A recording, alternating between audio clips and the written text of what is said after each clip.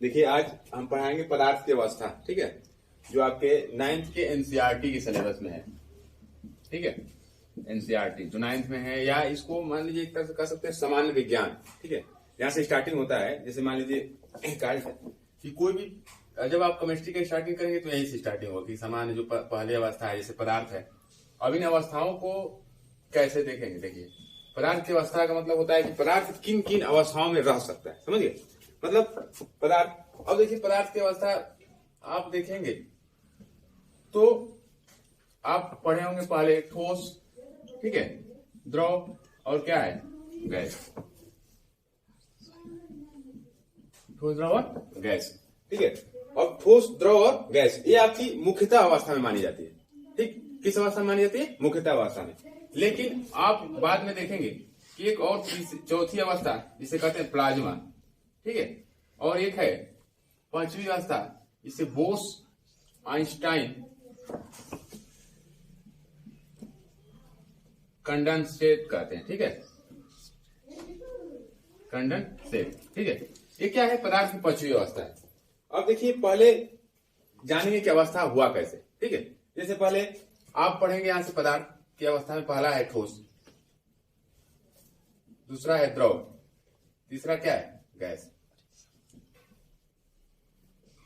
क्या है? गैस। तो ठोस, द्रव, गैस का क्वालिटी के आधार पर इनको वर्गीकृत किया गया है। पदार्थ को, किसी भी पदार्थ को किसके आधार पर? क्वालिटी के आधार पर। कैसे कैसे हैं? तो ठोस है, कैमरा पर देखिएगा। तो ठोस को क्या है कि ठोस में बनाया गया है। जैसे कैमरा पर देखिएगा। ठोस को क्या है कि ठोस में जैसे मान लीजिए पदार्थ है, तो किसी भी पदार्थ का निर्माण हम कैसे देखते हैं कि परमाणुओं से हुआ है। कैसे हुआ है? परमाणुओं से। ठीक है, तो परमाणु में क्या होते हैं? इलेक्ट्रॉन, प्रोटॉन और न्यूट्रॉन। ठीक है, इलेक्ट्रॉन, प्रोटॉन और न्यूट्रॉन। कैमरा पर देखिएगा, कैमरा पर डायरेक्ट। अब इलेक्ट्रॉन, प्रोटॉन और न्यूट्रॉन किससे बने? परमाणु, परमाणु के भाग है। तो इसमें क्या है कि जब ठोस होता है तो ठोस का मतलब होता है कि इनके आयतन, इसका गुण है, क्वालिटी है, इनके आयतन और आकार क्या होते हैं? निश्चित होते हैं। ठोस का आयतन क्या होता है? आयतन और आकार निश्चित होते हैं। तो अब आयतन आकार निश्चित क्यों होते हैं? क्योंकि ये ठोस जो होता है ना, उसमें इनके अणु जो होते हैं एकदम पास पास होते हैं। ठीक है, क्या होते हैं? पास पास। और पास पास होने के कारण इनमें एक अणुओं के मध्य बल लगता है। ठीक है, बल लगता है जिसे हम कहते हैं अंतरा अणुक आकर्षण बल। क्या कहते हैं? अंतरा अणुक आकर्षण बल। ठीक है, ये ठोस की बात है। जब अंतरा अणुक आकर्षण बल इनके मध्य लगता है तो उसी बल के कारण इसके अणु क्या होते हैं? एकदम पास पास होते हैं। और पास पास होने के कारण क्या होता है? एक दूसरे से जब चिपके रहेंगे तो ठोस क्या रहेगा? उस अपने अवस्था में बना रहेगा। जिस अवस्था, देखिए ये अवस्था में क्या रहेगा? बना रहेगा। ठीक है, ठीक ये इसके यही बल जब आप जाते हैं द्रव अवस्था में, लिक्विड की अवस्था में, तो ठीक यही बल थोड़ा सा कम हो जाता है। ठीक, यही बल कौन? अंतरा अणुक आकर्षण बल। तो फिर क्या होगा कि जब कम होगा तो द्रव में क्या होते हैं कि इनके अणु क्या हो जाते हैं? दूर दूर। ठीक है, अब एकदम दूर नहीं जाएंगे, मतलब थोड़ा सा दूर हटेंगे। और थोड़ा सा दूर का मतलब कि यहाँ एक कण है, यहाँ एक कण, ऐसे ऐसे हो जाएंगे, तो ये क्या हो जाएगा? द्रव हो जाएगा।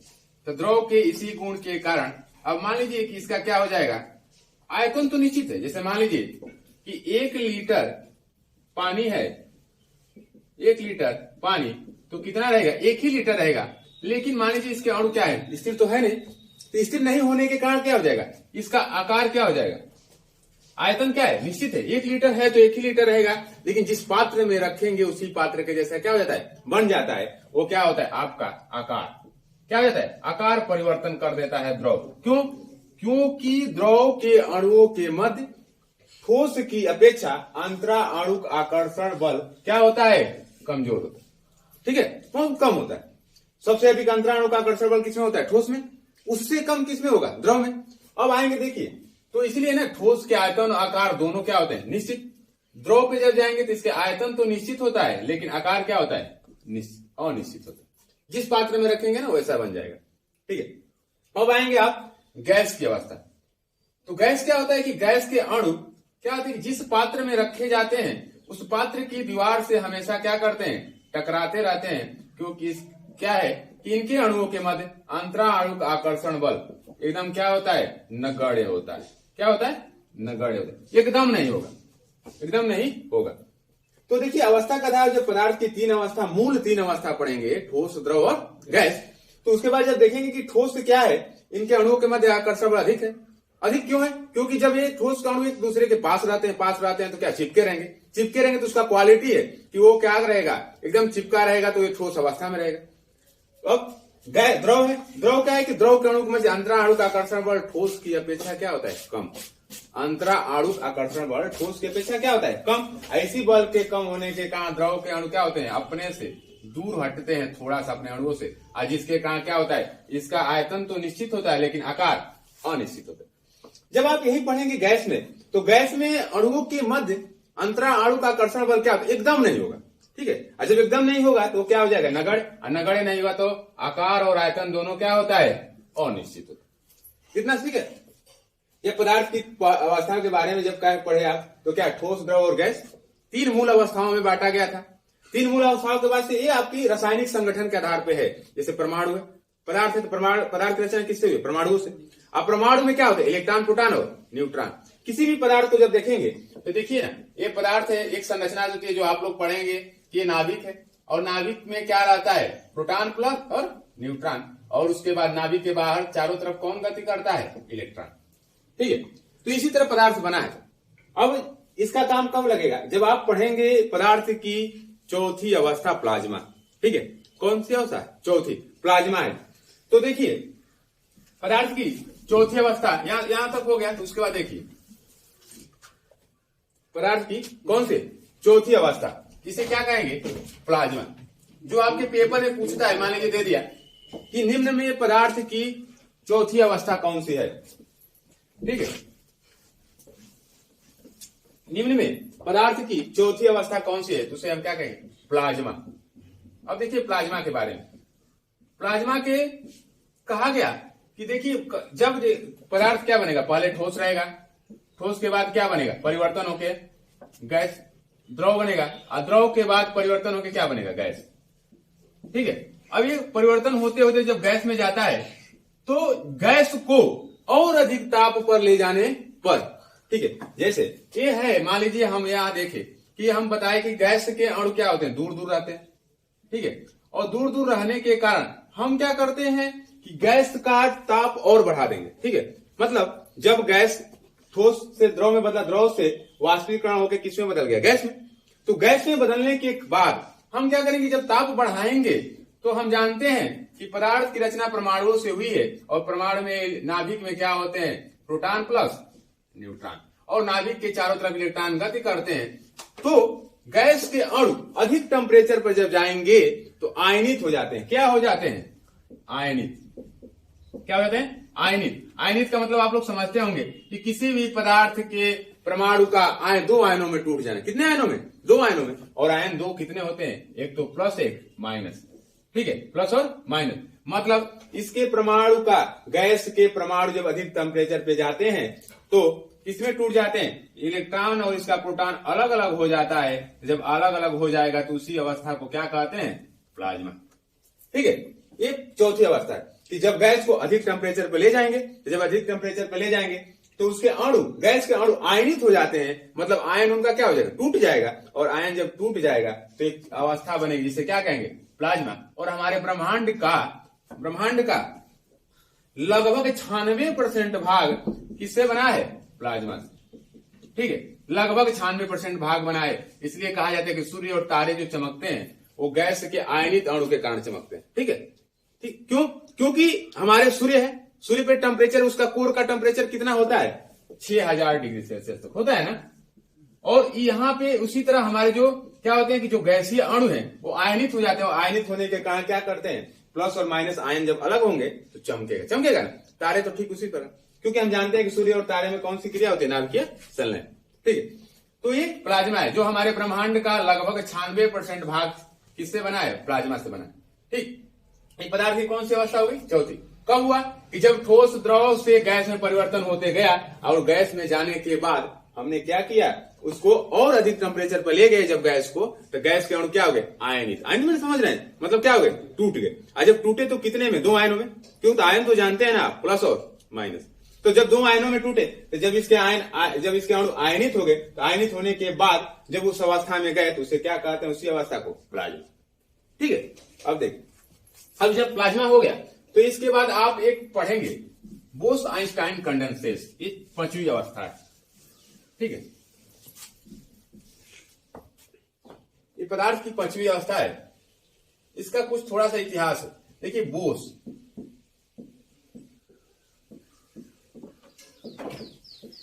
आइंस्टीन कंडेंसेट कहा जाता है इसको। ठीक है, बोस आइंस्टीन कंडेंसेट, ये क्या है, पदार्थ की 5वीं अवस्था है। ये कब हुआ? देखिए, एक भारतीय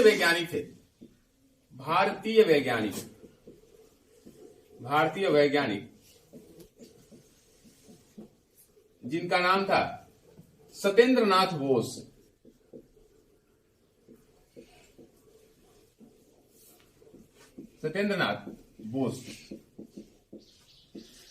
ठीक है, ये भारतीय वैज्ञानिक थे सत्येंद्र नाथ बोस। उन्होंने एक देखा कि अगर उन्होंने कहा था कि सब बात है सन 1921 ईस्वी की। कौन से सन की? 1921। उन्होंने सन 1921 में कहा कि अगर मान लीजिए पहले ठोस है, पदार्थ की कौन अवस्था है? ठोस। उसको हम क्या कर रहे हैं? उसको गला रहे हैं, मतलब गलनांक पे ले जा रहे हैं ना। गलनांक मतलब क्या होता है? किसी पदार्थ का मेल्टिंग पॉइंट, किस पे पदार्थ गलना प्रारंभ कर दे। ठीक है, तो ठोस का अगर टेम्परेचर बढ़ाए तो किसमें बदल गया? द्रव में। और द्रव का टेम्परेचर बढ़ाए तो किसमें बदल गया? गैस में। तो उन्होंने कहा सन 1921 में भारतीय वैज्ञानिक सत्येंद्र नाथ बोस ने कि क्यों ना हम गैस को सीधे इतना टेम्परेचर पे ले जाएं कि क्या बन जाए? ठोस से भी नीचे चला जाए। ठीक है, किसमें? ठोस से भी नीचे, मतलब एक बाइक। ठीक है, जैसे मान लीजिए हम गैस का क्या करेंगे, अगर हम गैस का संघनन कराते हैं, क्या कराते हैं? संघनन। तो संघनन कराते हैं तो क्या होगा? वो द्रव में बदलेगा। ठीक है, और द्रव का फिर टेम्परेचर पे नीचे ले जाएंगे तो किसमें बदल जाएगा? ठोस में। लेकिन उन्होंने ये नहीं कहा, उन्होंने कहा कि क्यों ना हम ऐसा करें कि डायरेक्ट गैस को किसमें बदल दे? ठोस के टेम्परेचर पे लेके चला जाए। तो उन्होंने कहा था कि अगर किसी गैस को क्या करेंगे? परम ताप। अब इससे कोई नीचे का ताप नहीं होता है, इसी को एब्सोल्यूट जीरो कहते हैं। क्या कहते हैं? Absolute zero. परम ताप को क्या कहते हैं? Absolute zero. इसी ताप को एब्सोल्यूट जीरो कहा जाता है। ठीक है, परम ताप को एब्सोल्यूट जीरो, इससे कोई नीचे ताप ही नहीं है। पूरे आपके ब्रह्मांड की बात कर रहे हैं कि परम ताप के बाद एब्सोल्यूट, इसी को एब्सोल्यूट जीरो कहा जाता है। एब्सोल्यूट जीरो का मान होता है -273 डिग्री से। माइनस में है 273, अब इससे नीचे कोई ताप नहीं है। तो उन्होंने कहा था कि क्यों ना गैस को परम ताप पर ले जाया जाए। तो जब परम ताप पर ले जाया जाएगा तो किसमें बदल जाएगा? ठोस से नीचे। मतलब मान लीजिए गैस के अणु बहुत दूर दूर है। ठीक है, और गैस के अणु बहुत दूर दूर है तो इसको बहुत परम ताप पर ले जाया जाएगा। एकाएक ले जाया जाएगा तो क्या हो जाएगा? इसके अणु पास पास आ जाएंगे, और जो पास पास आएंगे तो पूरे अणु संगठित हो जाएंगे। तो क्या हो जाएगा? परम ताप ठोस बन जाएगा ना। क्या बन जाएगा? ठोस, एकदम संगठित हो जाएंगे, बहुत पास पास आ जाएंगे, क्योंकि आप परम ताप पर लेके गए। जैसे मान लीजिए जल को, वाटर को किस पे ले जाते हैं? 0 डिग्री सेल्सियस पे जमना प्रारंभ कर देता है, बर्फ बदलने लगता है। तो हम सोचिए ना कि हम परम ताप पे उसको लेके गए, मतलब -273 पर उन्होंने बोला था कि लेके जाएंगे, तो गैस से किसमें बदल जाएगा? ठोस में, एकाएक। ठीक है, तो उस समय एक वैज्ञानिक थे जिसे क्या किया, देखिए आप बीच में नाम पढ़े। ठीक है, क्या है? आइंस्टाइन है ना। इन्होंने कहा था कि किसी भी, देखिए कोई भी चीज अगर कोई वैज्ञानिक लेता है ना तो उसके बारे में क्या किया जाता है? खोज किया जाता है। मतलब मान लीजिए एक चीज खोज हो गया तो उसके बारे में दूसरा वैज्ञानिक क्या करेगा? सर्च करके बताएगा। तो आइंस्टीन ने कहा कि इनको देखा, इनके 1921 में जो थ्योरी दिए थे इस पे किस पे? पदार्थ पे, कि पदार्थ की 5वीं अवस्था भी संभव है।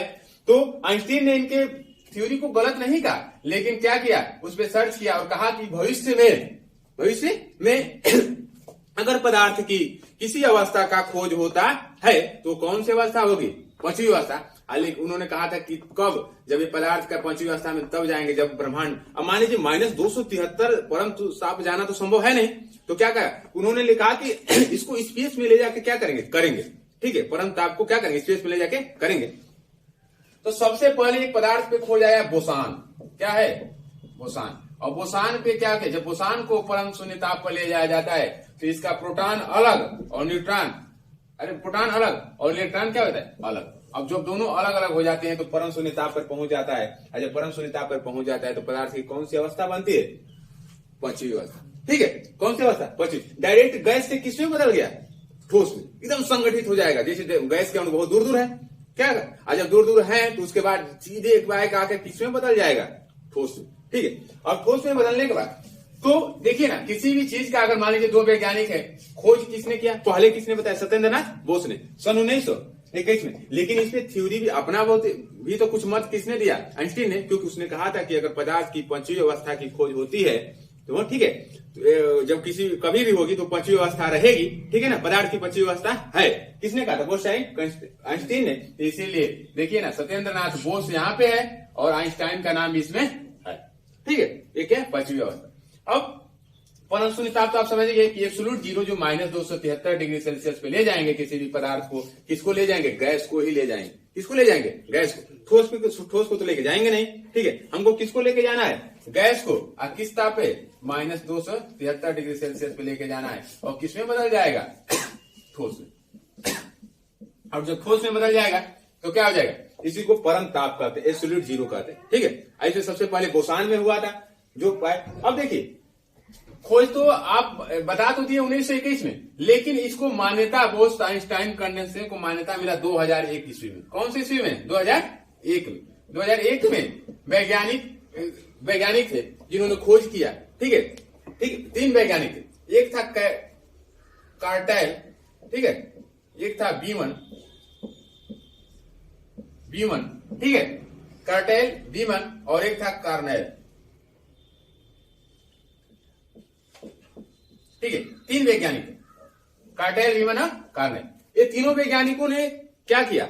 इस पदार्थ की पांचवी अवस्था को मान्यता, जैसे नहीं होता है कि जैसे मान लीजिए एक अवस्था खोज हो गई, खोज होने के बाद इस तीनों वैज्ञानिकों ने क्या किया? इस पदार्थ की पांचवी अवस्था पे खोज किया और कहा कि हाँ, किसी भी गैस को -273 पे ले जाते हैं तो क्या बन जाएगा? वो ठोस बन जाएगा। और ठोस बन जाएगा तो उसी को क्या कहते हैं? पदार्थ का नाम था बोस आइंस्टाइन और कंडेंसेट। पांचवी अवस्था है जिसे आप पांचवी अवस्था है जिसे 2001 में खोजा गया।